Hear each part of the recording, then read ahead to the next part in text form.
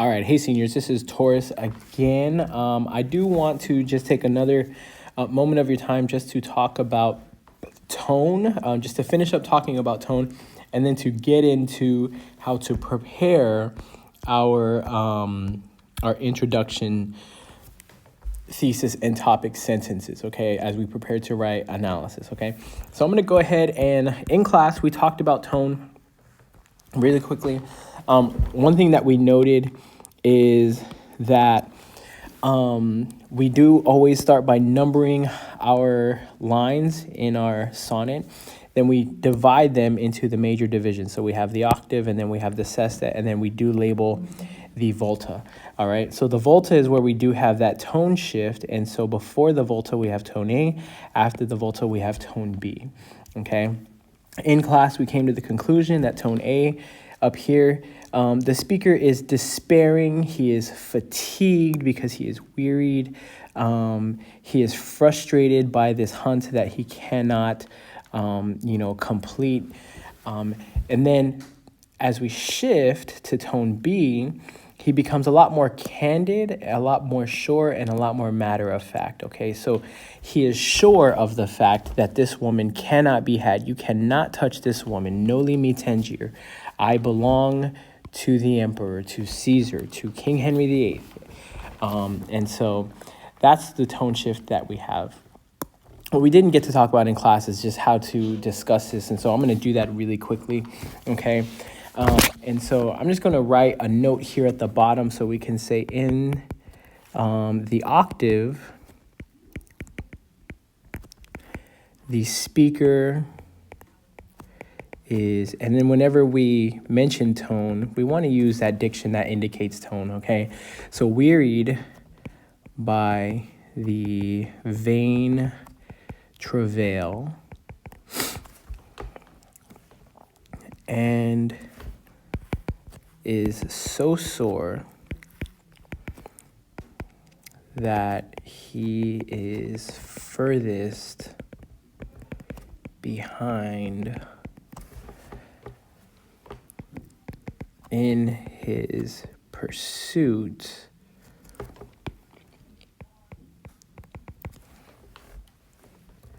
I'm going to change this a little bit, faints. I'm changing this to from fainting to faints. All right. So he faints and stumbles, which conveys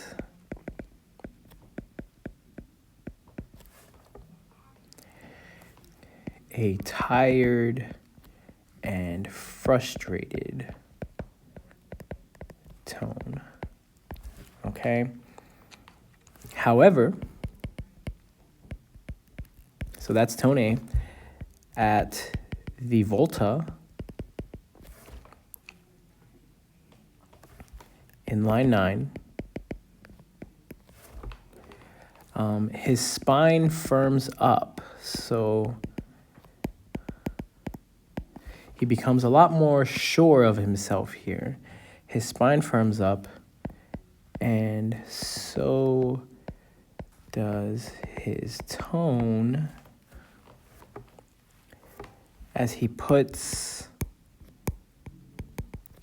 himself and whoever else is hunting this deer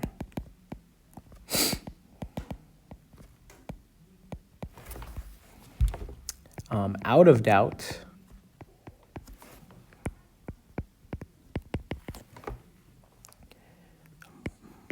and he does this by reading the plain letters, the letters plain, which are around her neck on her necklace. By reading the letters plain, the reality is clear.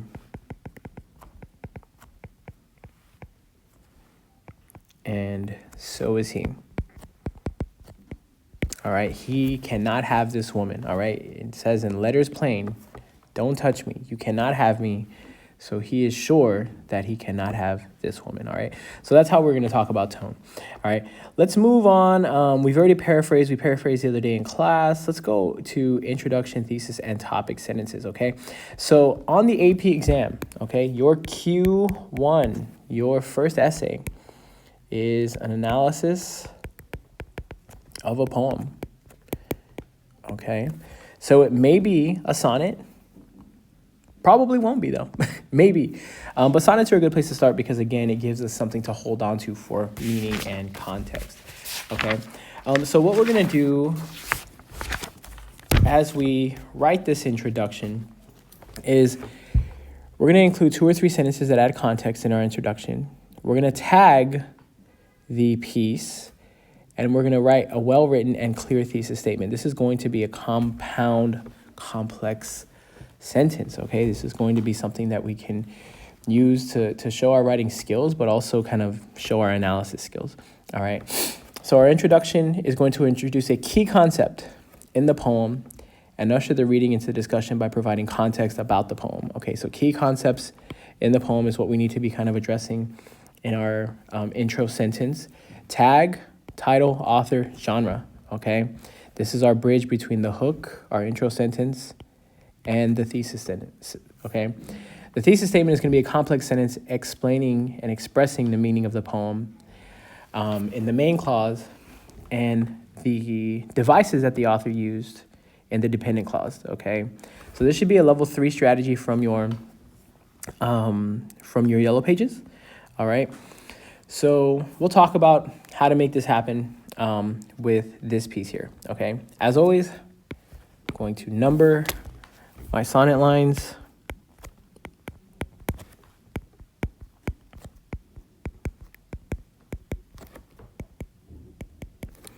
I'm going to mark the major units of division, our octave and our sestet. Going to mark the volta. Okay, so the thing about this Q1 essay, okay, this poetry analysis, this is a little bit of a cheat, okay? A lot of students are going to ask the question, how many paragraphs should I have in my essay? For the analysis of a poem, every time you have a tone shift, so every tone shift equals a body paragraph, okay? This is a paragraph. Body paragraph. Okay? So if we have one tone shift here, and we have tone A, and we have tone B, each tone equals a body paragraph. Okay, so actually let me erase this because I said each tone shift, and there's only one tone shift in this poem, but each tone equals a body paragraph, okay? So tone A, tone B, there may be a C, okay? Whatever there is, whatever you find in your poem, that should be the number of body paragraphs that you have, 3 max, okay? On the AP exam, you don't have time to write a 4-body paragraph essay with an introduction and a conclusion, okay? So 3 max, okay? So let's talk about the introduction sentence and our thesis statement, okay? So intro sentence, key concept. Well, this poem is about love, okay? This poem is about love. So that's our key concept, all right? And we have to talk about love in the context of this poem, okay? So what is the poem saying about love, okay? So it's talking about love that can't be had, all right? So let's kind of go from there, all right? So I'm going to go ahead and I'm going to start by saying there is no question that it is difficult to deny love.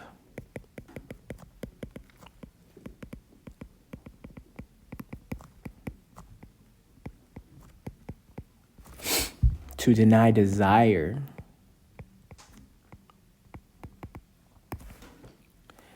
Right? It can become an obsession.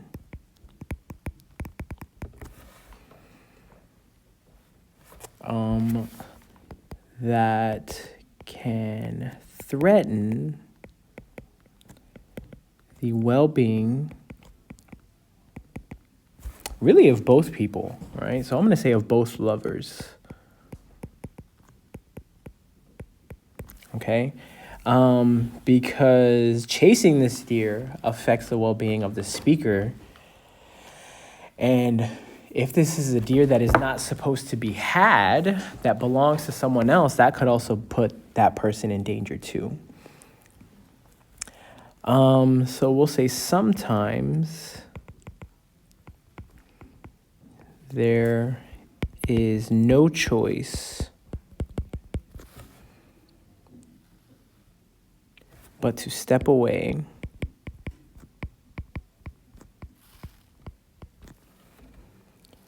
from a love that is destined to destroy. You know, if it's dangerous for both people, it is destined to destroy. So this is going to be my intro sentence with my my key concept, which is love, and then the context. Okay, so this is a poem about love, which cannot be had. Okay, possibly dangerous for both people. So if it's possibly dangerous, it may be destined to destroy. All right, so let's go into our thesis statement. Actually, let's go into our tag, TAG, title, author, genre. All right, so we'll say in his sonnet, and this is going to be part of my thesis statement. In his sonnet, Whoso lists to hunt,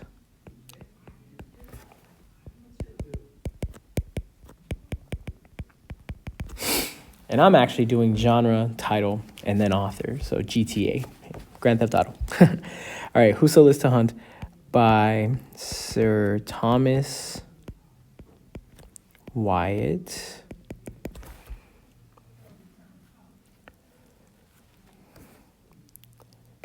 The author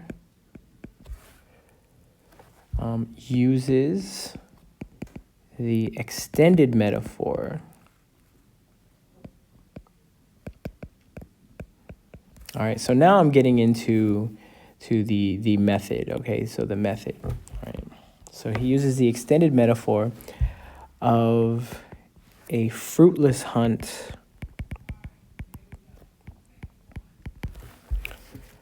to illuminate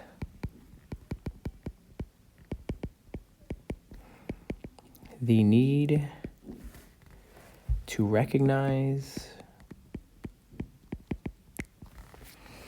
when love has changed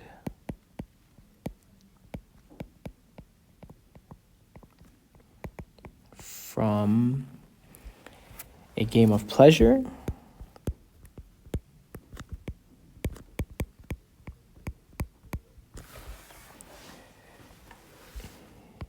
into one of, and we said it was like possibly dangerous, right? So we'll say danger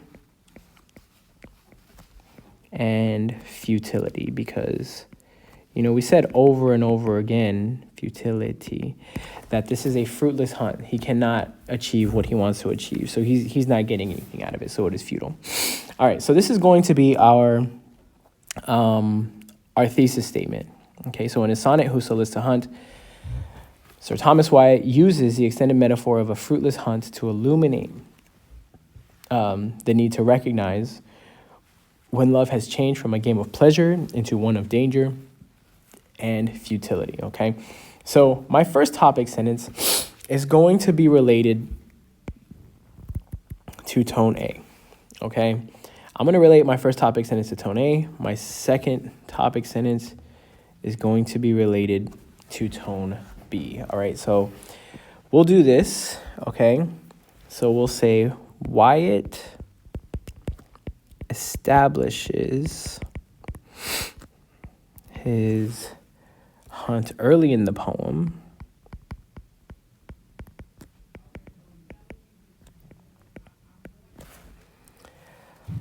His speaker is a man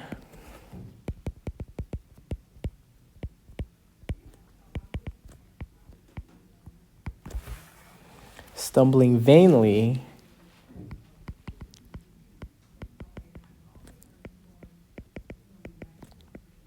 after a woman he cannot catch or have. All right. So again, tone A, as we kind of discussed up here, despairing, fatigued, it's in vain. He's frustrated. Okay. So this is all in vain. All right. So stumbling vainly. All right. And so my evidence to support that would be, so we have line 1. All right. So we have Whoso lists to hunt. So he's establishing the metaphor. Oops.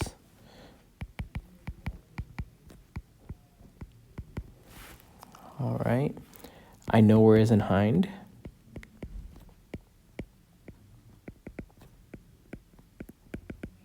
So whoever wants to hunt, I know where is a deer. So he's establishing his metaphor. And then we have lines 3 through 7. All right. We have vain travail in line 3. Wearied me so sore.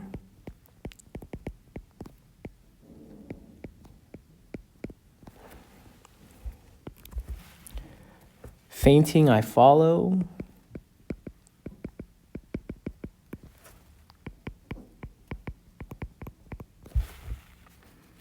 As she fleeth afore.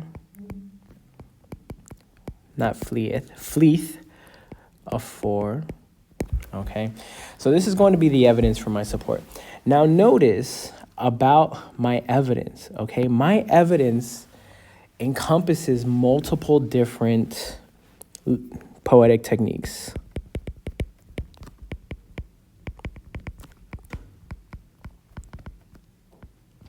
Okay, so here in line 1, I have the metaphor.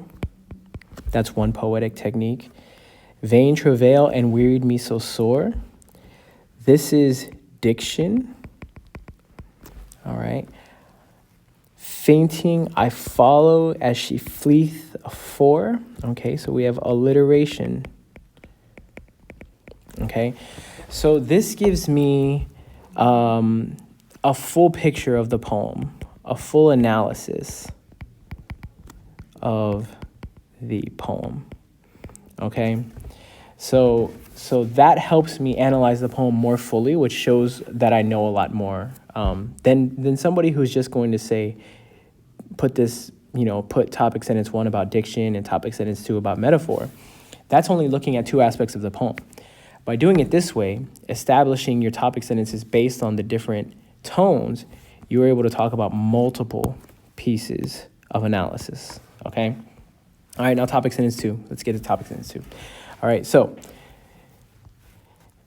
White establishes his hunt early in the poem, reading topic sentence 1. His speaker is a man stumbling vainly after a woman he cannot catch. Topic sentence 2. However,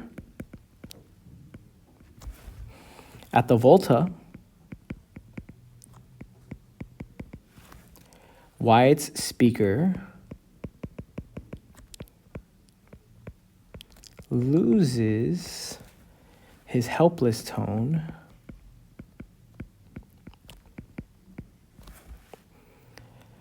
and steps firmly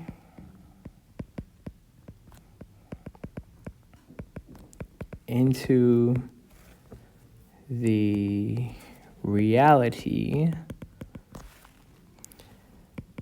that she belongs to someone else. All right, this deer belongs to someone else. All right, now my evidence for that will be after my volta. Okay, so line 9 through 10. All right, put him out of doubt.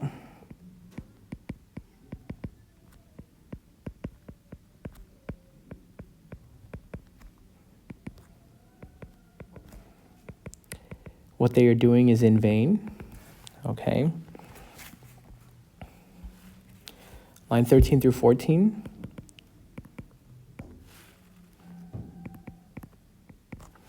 Caesar's I am.